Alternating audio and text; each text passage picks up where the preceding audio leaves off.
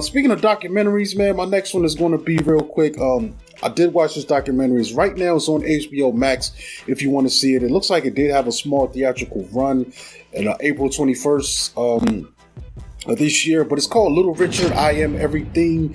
And throughout his life, Little Richard careened between religion, sex, and rock and roll. A treasure trove of archival material brings to life a revolutionary figure, one who reinvented popular music as the ultimate form of self-expression. And this thing is great, directed by Lisa Cortez, has a lot of interviews, a lot of a running interview, I'm not sure where it's from, of him, and a bunch of clips from him, throughout his life from the early days until now.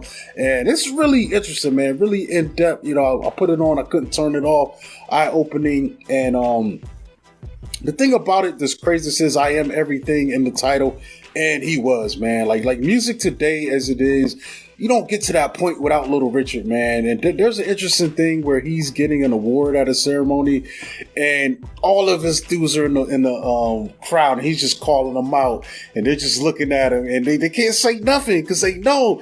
And I think there's a point he's like, yeah, you too, Mick. And he's pointing at Mick Jagger and Jackson, and it's like, yeah, you remember being in my studio, sitting on the floor, and it's crazy because it's like you can't deny this, man. This guy was crazy, man. And the thing about it too that's also kind of sad to me is later on he had an experience on a plane. I think the plane he was on, the engine caught fire.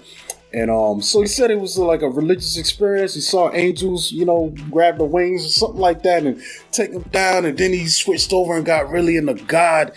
And it's kind of wild because then he starts making these crazy statements, kind of denouncing homosexuality. And the crazy thing about him, he was probably one of these people that's probably the first really pansexual where you couldn't put him in a box. He had a wife. I think so too. He had a wife and kids. Yeah, so you really know. The wife was like, "Yo," I was like, "I don't know what you want to call it, but shit, he loved me." And it was just like, it seems like he was just down for whatever, and it seems crazy to me because everything changed after that.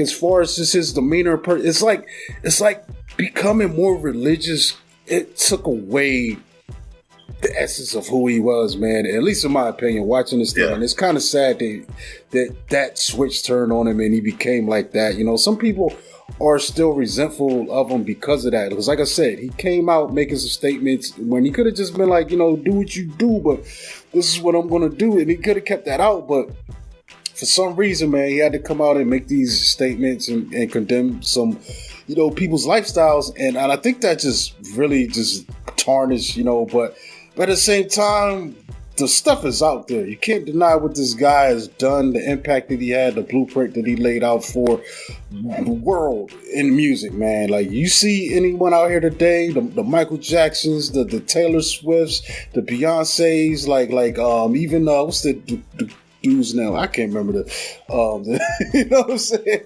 But these guys, that's Little Richard, man. His DNA is in everything. Yeah, check it out though. HBO Max.